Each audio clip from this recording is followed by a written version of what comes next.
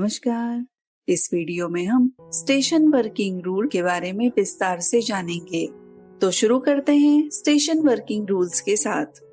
SWR से संबंधित नियम जनरल रूल 5.06, सब्सिडायरी रूल 5.06-1 तथा 5.06-2 में दिए गए हैं।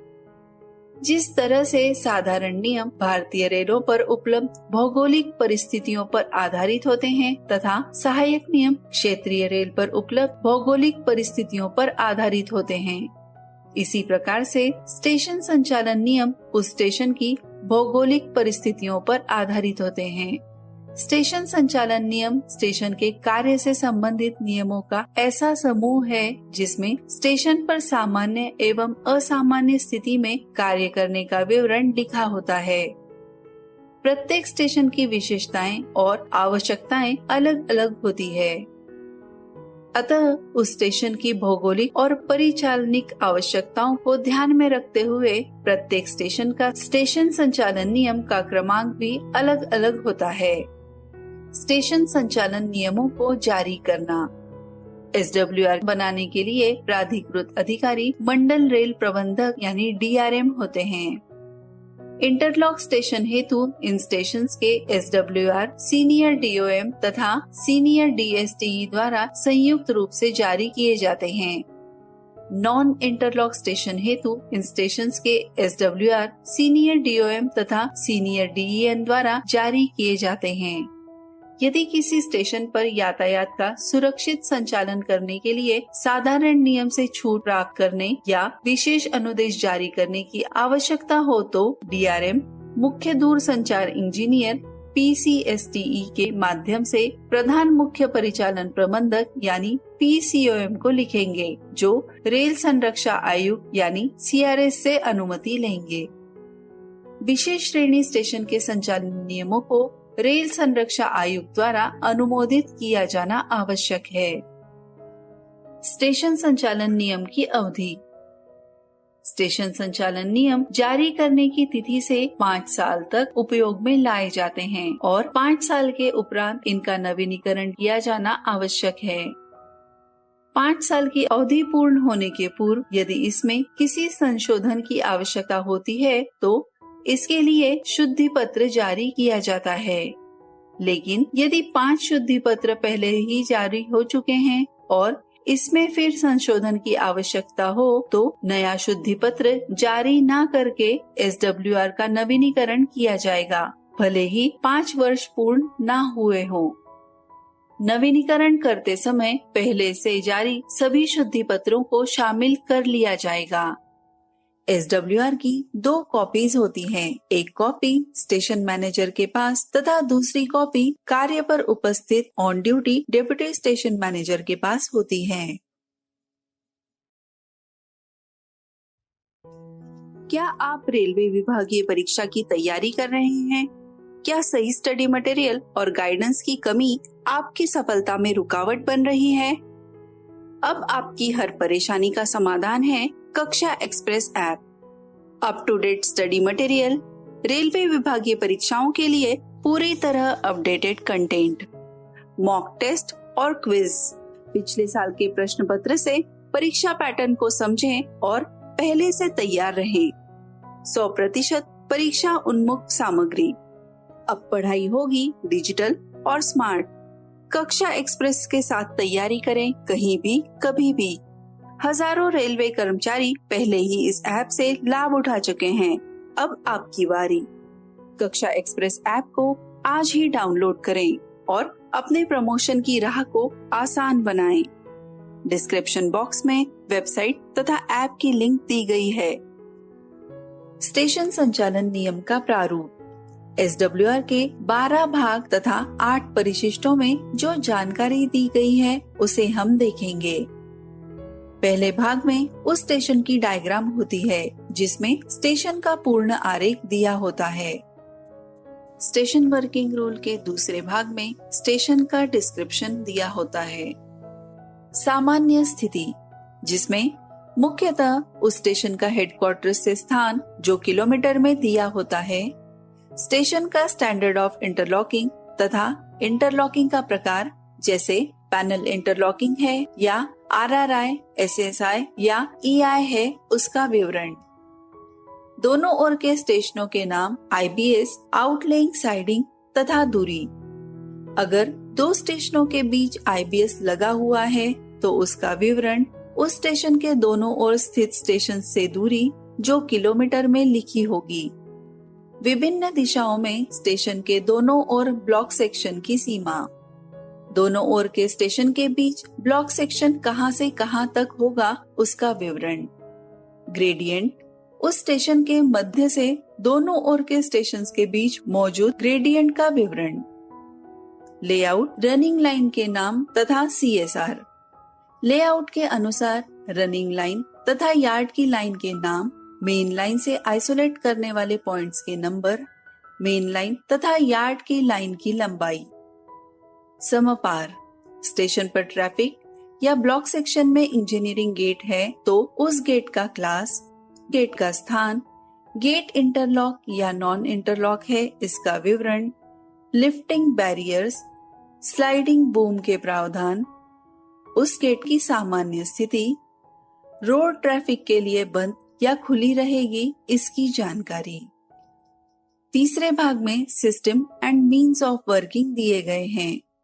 उस स्टेशन पर मौजूद संचालन पद्धति कौन सी है इसका विवरण, जैसे absolute block system, automatic block system या वन ट्रेन ओनली सिस्टम। चौथे भाग में system of signalling and interlocking दिया है। स्टेशन की श्रेणी, मानक, सिग्नल्स, कॉलिंग ऑन सिग्नल के विवरण, emergency crossover, crank handle, relay room आदि बातों की जानकारी दी होती है, जिसमें मुख्यतः इंटरलॉकिंग के मानक, सिग्नलिंग के प्रकार, पॉइंट्स की जानकारी होती है। रिले रूम की चाबी के अभिरक्षा देने की प्रक्रिया भी बताई होती है तथा सिग्नल में पावर सप्लाई, जिसमें स्टेशन पर इलेक्ट्रिक सप्लाई की व्यवस्था अप 80, डाउन 80 और स्थानीय इलेक्ट्रिक सप्लाई के लिए 3 तरीके से ऑटोमेटिक चेंज ओवर स्विच व्यवस्था के साथ उपलब्ध है इसका विवरण दिया होता है। 5th पार्ट में टेली कम्युनिकेशन दिया होता है, जिसमें पैनल रूम और उप स्टेशन अधीक्षक, यातायात संपार फाटक, दोनों ओर के स्टेशन के बीच टेलीफोन की व्यवस्था, ऑटो टेलीफोन, VHF सेट आदि की दूरसंचार व्यवस्था का विवरण इस भाग में होता है। 6th पार्ट है system of train working.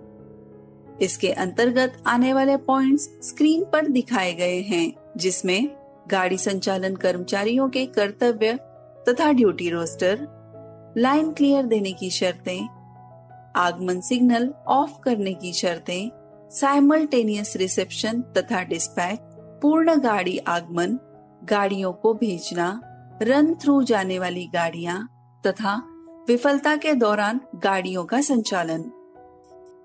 Station working rule के 7th पार्ट में ब्लॉकिंग ऑफ लाइंस के बारे में बताया गया है।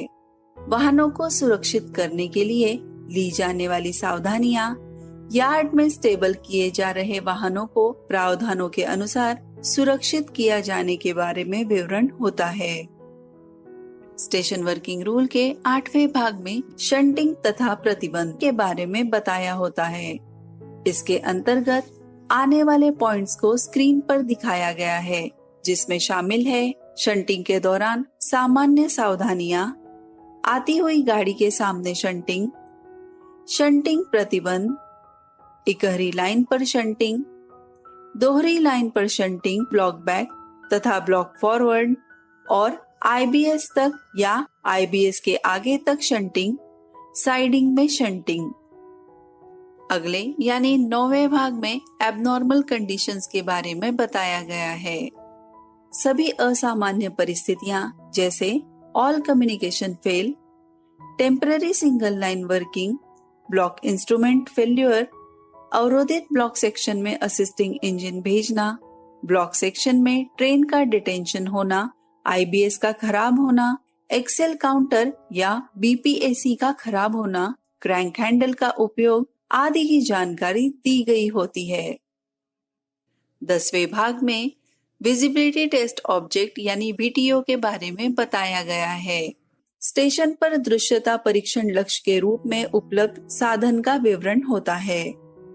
11वें भाग में आवश्यक संरक्षा उपकरण जो परिशिष्ट ई में इसेंशियल इक्विपमेंट्स में बताए गए हैं उसके अनुसार होते हैं।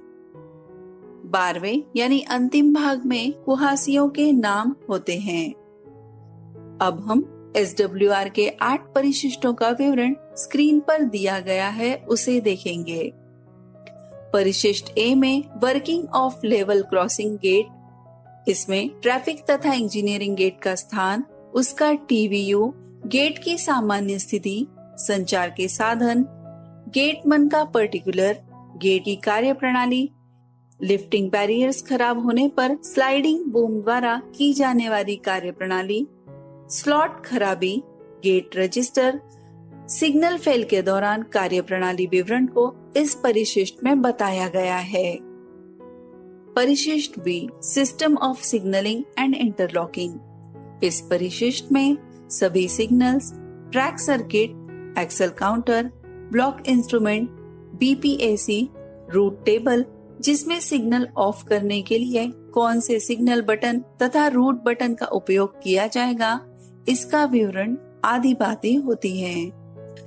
परिशिष्ट सी एंटी कोलिजन डिवाइस रक्षा कवच। इस परिशिष्ट में स्टेशन पर यदि कोई एंटी कोलिजन डिवाइस लगाए गए हैं तो उसका विवरण दिया होता है। परिशिष्ट डी ड्यूटीज ऑफ स्टाफ। इस परिशिष्ट में स्टेशन पर कार्यरत सभी कर्मचारियों के कर्तव्य या उनकी ड्यूटी क्या होगी इसका विवरण दिया होता है। परिशिष्ट ई इसेंशियल इक्विपमेंट्स। इस परिशिष्ट में स्टेशन पर उपलब्ध कराए गए उपकरण जैसे पटाखे, hand signal, clamp, padlock, wooden wedges, button collar आदि के विवरण होते हैं। परिशिष्ट F rules for working of D class stations, halts, IBH, IBS and outlying sidings आदि के विवरण होते हैं। परिशिष्ट G rules for working of trains in electrified sections. इस परिशिष्ट में इलेक्ट्रिफाइड सेक्शंस में गाड़ियों के संचालन के लिए GNSR के अध्याय 17 में जो नियम दिए गए हैं उसे दोहराया गया है। साथ ही OHE के संपर्क में आने से किस तरह बचा जाएगा इसके नियम, इलेक्ट्रिफाइड लाइन के diagram, unwired track, isolator, power block के समय ली जाने वाली सावधानियां, एक कर्षण क्षेत्र में कार्य करने वाले ऑपरेटिंग विभाग के कर्मचारियों के लिए अनुदेश आदि के विवरण होते हैं। परिशिष्ट H हिस्ट्री ऑफ स्टेशन। इस अंतिम परिशिष्ट में स्टेशन इतिहास जिसमें स्टेशन कोड, हेडक्वार्टर से अंतर, सेक्शन, जिला, राज्य, समुद्र सतह से ऊंचाई आदि का विवरण होता है। तो इस तरह से इस वीडियो में हमने स्टेशन संचालन नियम के बारे में विस्तृत जानकारी हासिल की। यदि आपको ये वीडियो अच्छा लगा है तो वीडियो को जरूर लाइक करें और ज्यादा से ज्यादा शेयर करें। धन्यवाद। लो, अब आ गया पूरा ट्रेनिंग स्कूल आपके मोबाइल में। जी हाँ, आपने सही सुना। कक्षा एक्सप्रेस ऐप में वो सभी सामग्री है जो आपको रेलवे की हर वो परीक्षा जिसे डिवीजन, जोन या नायर द्वारा लिया जाता है। कक्षा एक्सप्रेस आपका ग्रुप बी बनने का सपना पूरा करेगा। इसमें AOM, ACM, APO, AEN, AEE, AME, AMM, ADME, AFA इन सभी डिपार्टमेंट्स की नायर द्वारा ली जाने वाली परीक्षा हेतु पाठ्य सामग्री है, जैसे technical notes, previous year question papers, financial rules, establishment, राजभाषा और जनरल नॉलेज। ये सभी पाठ्य सामग्री तो है ही, साथ ही हर कंसेप्ट को सीधी भाषा में समझने के लिए एनिमेटेड वीडियोस भी हैं। इनिशियल रिफ्रेशर हेतु सभी notes question and answers type में डाले गए हैं। साथ ही group D to group C इस परीक्षा हेतु भी सभी सामग्री डाली गई है। जिसमें CCTC के लिए भी उपयुक्त सामग्री है।